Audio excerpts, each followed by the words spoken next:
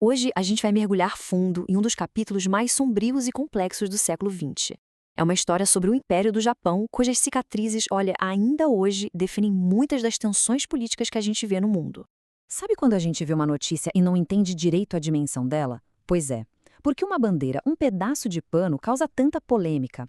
Recentemente, a bandeira do Sol Nascente do Japão virou motivo de briga em eventos internacionais como as Olimpíadas. E para a gente entender o porquê, a gente precisa voltar no tempo e muito para conhecer o império que essa bandeira representava. Porque, olha, para países como a Coreia do Sul e a China, essa bandeira não é só um desenho bonito. Ela é um símbolo vivo de um período de ocupação, de sofrimento extremo, de atrocidades. Então, vamos entender as raízes históricas dessa dor toda. Uma coisa a gente precisa ter em mente: a brutalidade do Japão imperial não surgiu do nada, não apareceu de um dia para o outro. Ela foi, na verdade, alimentada por décadas de crise, de expansão militar e por uma ideologia muito perigosa que foi se enraizando na nação. Pensa numa tempestade perfeita. Primeiro, você tem décadas de vitórias militares e expansão. Aí, de repente, vem crises gigantescas, uma atrás da outra. O terremoto de Kanto, que simplesmente arrasou o país, e logo depois a Grande Depressão, que quebrou a economia mundial. Esse cenário de caos foi o terreno perfeito para o nacionalismo mais radical crescer. E para os militares, a solução era uma só: expandir ainda mais. E essa expansão, claro, precisava de um nome bonito, uma boa propaganda. E o nome era esse: Esfera de Coprosperidade da Grande Ásia Oriental. Soava quase poético, né? A ideia que eles vendiam era de uma Ásia unida, finalmente livre do domínio europeu. Só que na prática, o que aconteceu foi a troca de um colonizador por outro. Um outro bem mais brutal, por sinal. E aqui está o ponto central de tudo. Por trás dessa conversa de libertação, o que existia mesmo era uma crença profunda na superioridade da raça japonesa. Povos como os chineses e os coreanos eram vistos como inferiores, quase como se não fossem humanos. E foi essa desumanização, essa ideia de que o outro não é gente, que abriu a porta para as atrocidades que a gente vai ver assim. E agora a gente vai focar num dos eventos mais terríveis desse período. Um momento em que toda essa ideologia de ódio se transformou num espetáculo de horror, metódico e cruel. Vamos falar do massacre de Nanquim. O número é difícil até de processar. Em apenas 6 semanas, ali no final de 1937, estima-se que até 300 mil pessoas foram mortas. E a gente está falando de civis e de soldados que já tinham se rendido. Tudo isso depois que a capital da China, na época, caiu nas mãos do exército japonês. O que aconteceu em Nanquim não foi uma consequência trágica da guerra. Foi uma campanha de terror planejada. Soldados que se renderam foram fuzilados em massa. Dezenas de milhares de mulheres, de meninas a idosas, foram estupradas sistematicamente.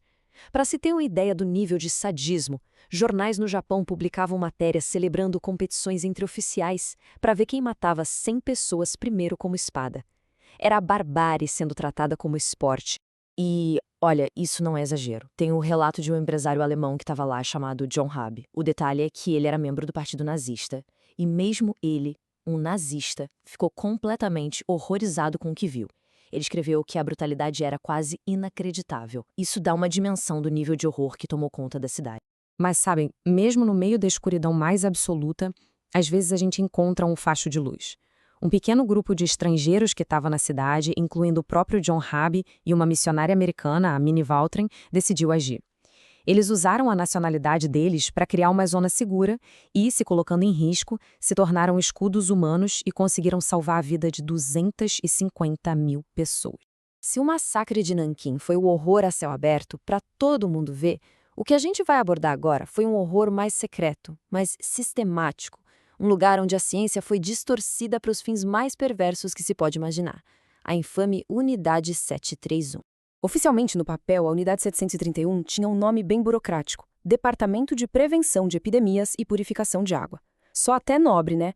Mas a realidade era um pesadelo. Era, na verdade, um centro de pesquisa ultra-secreto para desenvolver armas biológicas e químicas usando seres humanos como cobaias. E aqui, aquela desumanização que a gente falou antes chega ao extremo. Os prisioneiros da Unidade 731 não eram chamados de prisioneiros. Eles tinham um codinome: Maruta. Maruta significa toras de madeira em japonês. Ou seja, eles eram vistos não como pessoas, mas como matéria-prima, como objetos a serem usados e descartados. Os experimentos que eles faziam ali são difíceis até de descrever. Pessoas, incluindo mulheres e crianças, eram infectadas com doenças como peste e cólera e depois dissecadas vivas, sem anestesia, para que os cientistas pudessem observar os órgãos. Membros eram congelados para estudar gangrena. Corpos eram usados como alvos para testar armas novas. Era a ciência a serviço da crueldade pura. Nenhum prisioneiro que entrou ali saiu com vida. Bom, a guerra acabou. E a gente imagina que com o fim do conflito a justiça seria feita, certo? Pois é. O que aconteceu no pós-guerra é, talvez, uma das partes mais revoltantes e impactantes dessa história toda. Vamos comparar. Na Europa, a gente teve os julgamentos de Nuremberg, onde os principais líderes nazistas foram levados à justiça. Já em Tóquio, o julgamento foi bem diferente. Foi extremamente seletivo. Muitos dos maiores responsáveis pela guerra e pelas atrocidades simplesmente escaparam. E aí fica a pergunta óbvia, né? Por quê? Por que essa diferença tão gritante na aplicação da justiça entre a Europa e a Ásia? A resposta, como quase sempre na história, é geopolítica. Um novo conflito já estava começando, a Guerra Fria. E os Estados Unidos precisavam do Japão como um forte aliado contra a União Soviética. Então, um acordo foi feito nos bastidores. Para manter a estabilidade política, o imperador Hirohito foi poupado de qualquer acusação. E o mais chocante, os cientistas da Unidade 731, aqueles dos experimentos horríveis, receberam imunidade total. Em troca, eles entregaram todos os dados de suas pesquisas sobre guerra biológica para os americanos. A conveniência estratégica venceu a justiça. E essa impunidade teve uma consequência gravíssima e duradoura. Ela abriu a porta para que, por décadas, setores poderosos no Japão pudessem negar ou, no mínimo, minimizar o que aconteceu. Essas atrocidades foram suavizadas ou simplesmente apagadas dos livros escolares, criando uma verdadeira guerra pela memória histórica. E tudo isso nos traz de volta ao presente, fecha o círculo e mostra por que esses eventos que aconteceram há tantas décadas ainda ecoam tão forte hoje em dia. Então, agora a gente tem a resposta para aquela pergunta lá do começo. A polêmica em torno da bandeira do sol nascente, as visitas de políticos a santuários que homenageiam criminosos de guerra, os debates furiosos sobre o que está escrito nos livros de história, tudo isso são sintomas. Sintomas de uma ferida histórica que nunca cicatrizou de verdade, porque para muitos ela nunca foi totalmente reconhecida. No fim das contas, a história do Japão imperial nos deixa com uma pergunta muito incômoda. Como a gente, como sociedade global, se lembra de um passado que uma parte do mundo faz tanta força para esquecer? É uma luta constante entre memória e negação. E é um desafio que não define só o passado, mas também o nosso presente.